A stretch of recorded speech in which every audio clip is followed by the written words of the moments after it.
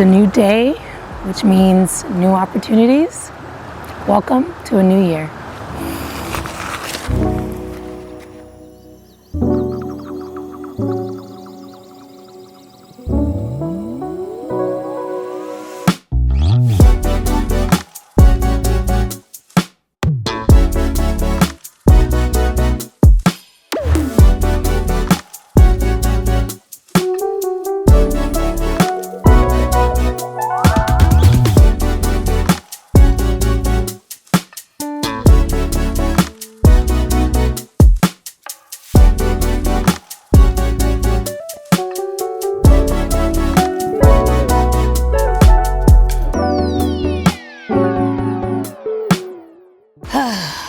Goodness, what's up guys?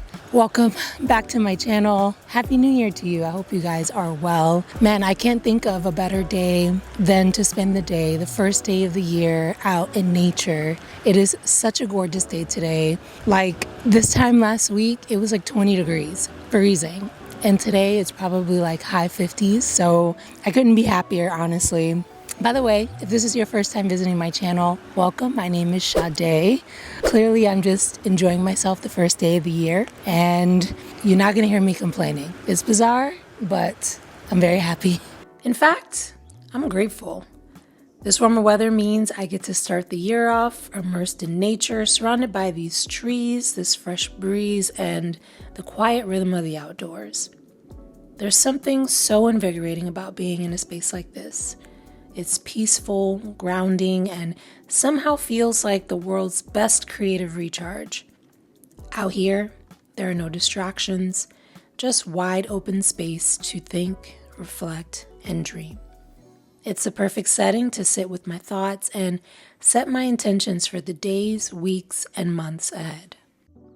Anyone who knows me knows that I'm a planner. If you travel with me, you'll get an itinerary emailed to you in advance of the trip. That's just a part of who I am. I like to plan out my days, plan out my week, plan out the month, and plan out the year if I can. You know, there's just something about, having a roadmap that makes me feel grounded, even though, we all know that life can be very unpredictable. As I've gotten older, I've become more aware of how precious time really is.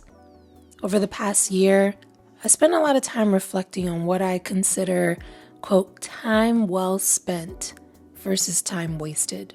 For those of you who have been with me on this YouTube journey, first of all, thank you. Your companionship, especially during times when I wasn't always feeling my best, has meant so much to me. This channel has become my happy place and has been a source of forward momentum in my life. This calendar has been a lifesaver for keeping me on track with my day-to-day tasks, helping me inch a little closer to my goals. I've got some big dreams, and I'll admit they can feel overwhelming at times. If you're familiar with project management, you might know about the term work breakdown structure, or WBS for short. It's all about breaking a big goal into smaller, manageable tasks. That's kind of how I approach my day-to-day, by breaking down my larger goals into bite-sized steps that I can check off each day. For this video, I'm expanding on that concept.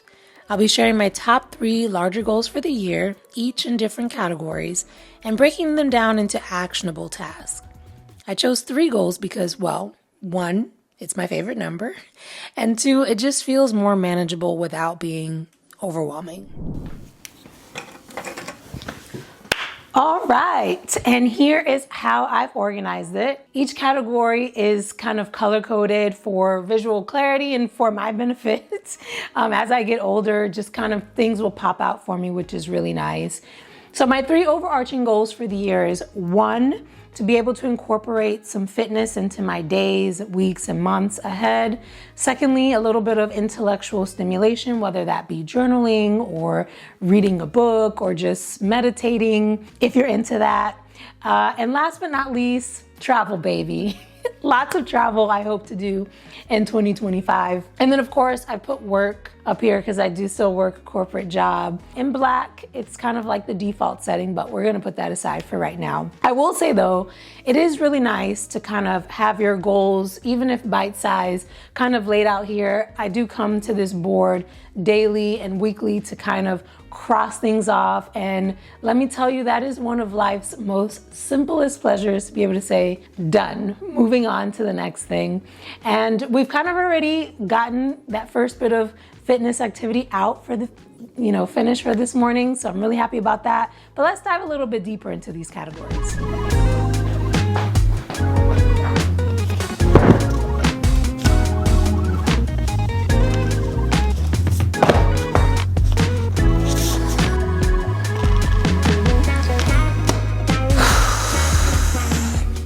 Okay, so if you've been following my channel, for these past couple of months, you might remember a couple of months ago me sharing some really surprising news about my health. During a routine checkup, some abnormal blood work revealed signs of some liver damage that I had. This obviously came as a really big shock because, I consider myself generally, maybe I'm being a little bit too gracious to myself, but generally I consider myself a healthy person. But I guess, it's just a stark reminder that, life doesn't always play by the rules that we expect. So after several doctor's visits, tons more blood tests, some, hours of ultrasound work, the final diagnostic came from my doctor was stage 1 non-alcoholic fatty liver disease. Didn't even know that was a thing, but my hematologist, his recommendation for me was exercise. Yeah, hundreds of dollars in co-payments spent. And of course, your girl just needs to lose some weight, which, I get it. I have gained, like 20 pounds since the pandemic. It's been a big struggle. But honestly, I wasn't going to take his advice lightly, even though I feel like this was something that has been weighing on me for some time now. And I knew I needed to make some changes. So in my mind, I started to kind of craft a plan to incorporate some healthier habits and regular physical exercise into my routine. So my goal for this year is to keep consistent with that physical activity, at least 3 days a week minimum. But one thing I learned over these past 4 months is that fitness isn't always about physical activities. A lot of it is mental fitness. And for me, the hardest part wasn't always waking up at 5 or 6 a.m. to go to the gym. It was just even feeling good enough mentally to get out of bed. And that has always been, my greatest challenge. It requires, more than just motivation. It requires you kind of doing activities to stimulate positive outcomes for your brain so that you're in a good mood to even want to get out of bed and get your day started and just do basic, simple things. And so that's why over the past year, I've kind of started to prioritize more my self-care and mental wellness, which brings me to my second top goal for the year. Let's get into it. All right. Let's talk books, because for me, this kind of checks off, that intellectual stimulation that I was hoping to have during the days and weeks and months. And by that, I mean any activity that promotes learning or just simple mindfulness, whether it's journaling or watching a documentary so that you can learn something new, maybe taking piano lessons if that's something that you always felt inspired to do, or just basically detoxing from any mindless scrolling on social media, which we are all guilty of, right? So over the past year, I'd say my reading habits have grown significantly. I started with a subscription to Audible because honestly, I didn't think I had the patience to kind of sit quietly and read a book. Listening to audiobooks was definitely a game changer. I feel like it gave me the flexibility that I was looking for to be able to listen to a book, while commuting to and from work on the train or just even tidying up around the house. But what I quickly realized was that I was spending way too much time on my phone, more than I would have liked, particularly before bed. So I decided to buy some hardcover books so that I can read these instead.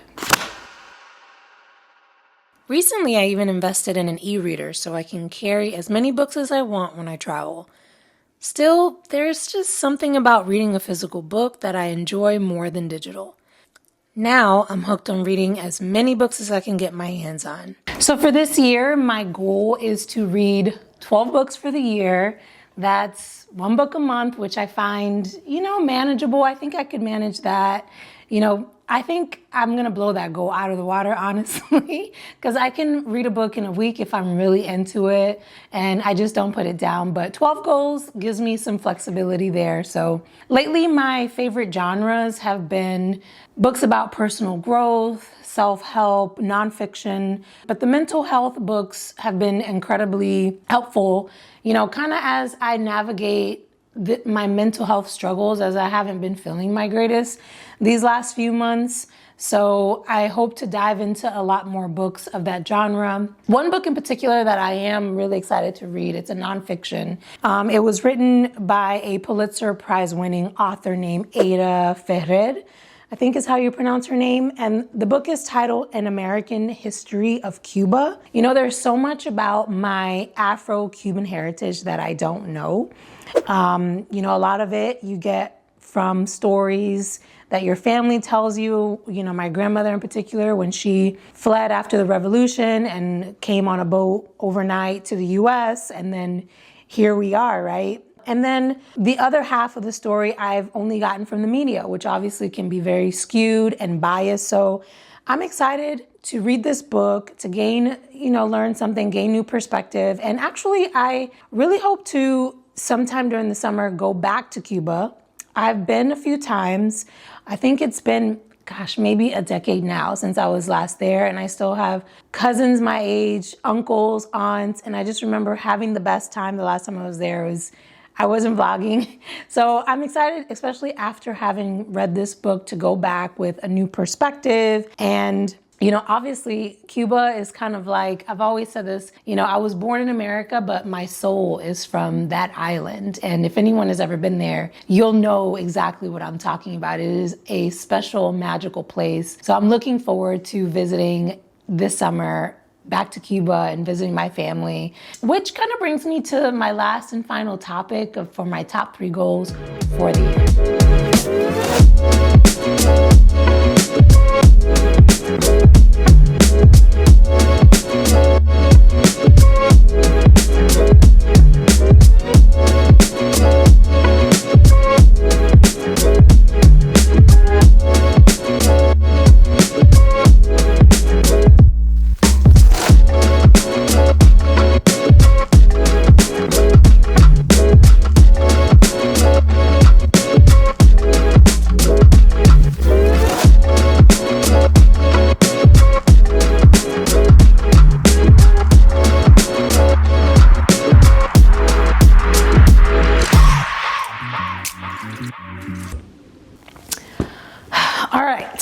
Now let's talk about the category that I personally just cannot get enough of, and one that I think my husband and maybe my family think that I need like a travel, addiction intervention for. Let's talk about travel goals for 2025. And for this, I'll be referencing my trusty kayak app, which is what I use to kind of book and track all of my trips. I already have a few trips lined up already for the year, which I'm really excited about. In just a few short weeks, I'll be visiting the Pacific Northwest region of the country, which I have never been. So if you don't want to miss out on that video, please be sure to hit subscribe down below. This trip kind of largely kicks off, as a subset of my travel goals for the year, wanting to spend more time outdoors, whether that be standing behind a waterfall in Oregon or, hiking next to a volcano in Iceland. I just want to spend the year reconnecting with nature in any way, shape, and form.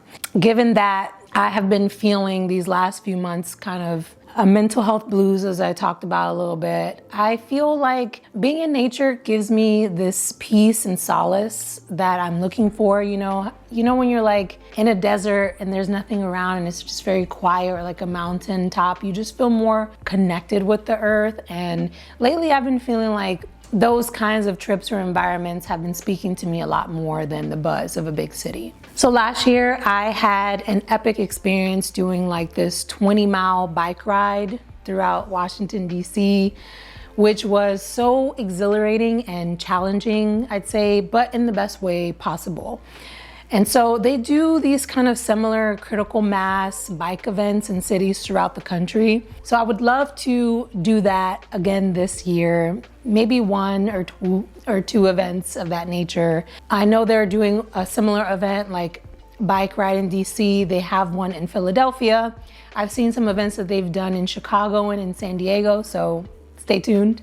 And if you've ever done like a fitness meets travel kind of trip, comment down below how that went for you. I would love to do more of that. Like, you know, as some people travel around the world to do like the New York City Marathon or a marathon in Australia. Like, I just find those kind of trips so cool and more meaningful than just your ordinary trip where you're doing touristy things. So I would love to hear more below, because I want to do more of that kind of experience travel coming up in this year. So we'll see. This year, I really want to also push myself out of my comfort zone and do more solo trips. Last year I did a couple, but I kept them kind of in the US continental side of things. But this time I'm thinking I want to take my adventures abroad. One city that has been speaking to me for some time now has been Copenhagen. I have a good friend who's been a couple times and speaks so highly of Denmark. I mean, it is, I think, one of the happiest places on earth, or maybe in competition with Finland. Anyways, one of them too.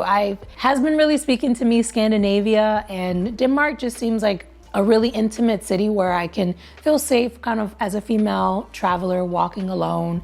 And I also find the culture very interesting. So I'm hoping that I can add that to my travel list this year as well. And of course, I'll be tracking all of my trips, the fares and everything on my trusty kayak app, which kind of keeps me organized with all of my trips. All right, that is enough from me. If you made it to the end of this video, thank you guys so much for sticking around. Enough of me talking. I actually want to hear from you guys. Like, comment down below if you have goals that you'd like to accomplish and the smaller bite-sized steps that you plan to incorporate to kind of reach those goals. I feel like the comments can be a safe space where we can share and kind of inspire each other looking forward into this new year. Anyways, thank you guys again for watching. Sending you so much peace, love, and light, and Happy New Year again, and I hope to see you guys in the next one. Bye.